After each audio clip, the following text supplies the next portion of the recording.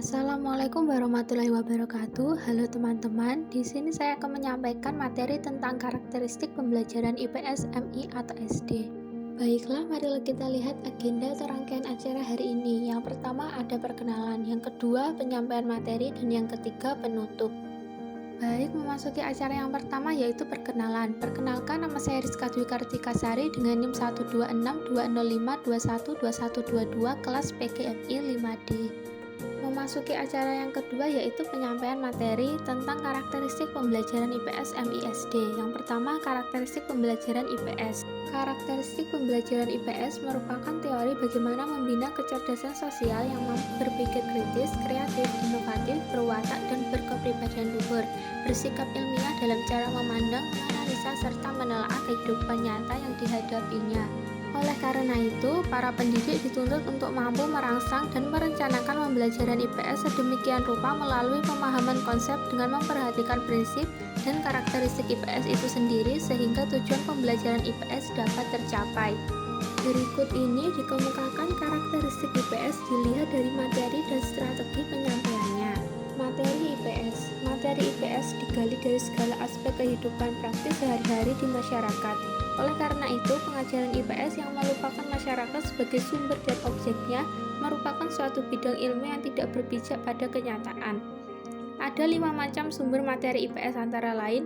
Yang pertama, segala sesuatu atau apa saja yang ada dan terjadi di sekitar anak sejak dari keluarga, sekolah, desa, kecamatan, sampai lingkungan yang luas, negara, dan dunia dengan berbagai permasalahannya. Kedua, kegiatan manusia, misalnya mata pencaharian, pendidikan, keagamaan, produksi, komunikasi, dan transportasi. Ketiga, lingkungan geografi dan budaya meliputi segala aspek geografi dan antropologi yang terdapat sejak dari lingkungan anak yang terdekat sampai yang terjauh.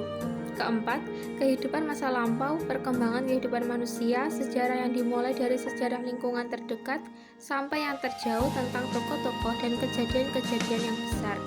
Kelima, anak sebagai sumber materi meliputi berbagai segi dari makanan, pakaian, permainan, dan keluarga. Selanjutnya, strategi penyampaian pengajaran IPS. Strategi penyampaian pengajaran IPS sebagian besar didasarkan pada suatu tradisi, yaitu materi disusun dalam urutan anak atau diri sendiri, keluarga, masyarakat atau tetangga, kota, region, negara, dan dunia. Tipe kurikulum seperti ini disebut the widening horizon or expanding environment curriculum. Tipe kurikulum tersebut didasarkan pada asumsi bahwa anak pertama-tama dikenalkan atau perlu memperoleh konsep yang berhubungan dengan lingkungan terdekat atau diri sendiri. Selanjutnya, secara bertahap dan sistematis bergerak dalam lingkungan konsentrasi keluar dari lingkungan tersebut, kemudian mengembangkan kemampuannya untuk menghadapi unsur-unsur dunia yang lebih luas. Sebutan masa sekolah dasar merupakan periode keserasian bersekolah, artinya anak sudah matang untuk bersekolah. Adapun kriteria keserasian bersekolah adalah sebagai berikut. Pertama, anak harus dapat bekerja sama dalam kelompok dengan teman-teman sebaya, tidak boleh tergantung pada ibu, ayah, atau anggota keluarga lain yang dikenalnya. Kedua, anak memiliki kemampuan sinaik analitik, artinya dapat mengenal bagian-bagian dari keseluruhannya dan dapat menyatukan kembali bagian-bagian tersebut. Tiga, secara jasmania anak sudah mencapai bentuk anak sekolah. Selanjutnya, berkaitan dengan atmosfer di sekolah, ada sejumlah karakteristik yang dapat diidentifikasi pada siswa SD berdasarkan kelas-kelas yang terdapat di SD. Yang pertama, karakteristik pada masa kelas rendah, kelas 1, 2, dan 3. Karakteristik yang pertama yaitu ada hubungan kuat antara keadaan jasmani dan prestasi sekolah. Kedua, suka memuji diri sendiri. Ketiga, apabila tidak dapat menyelesaikan sesuatu, hal itu dianggapnya tidak penting. Keempat, suka membandingkan dirinya dengan anak lain dalam hal yang menguntungkan dirinya. Kelima, suka meremehkan orang lain.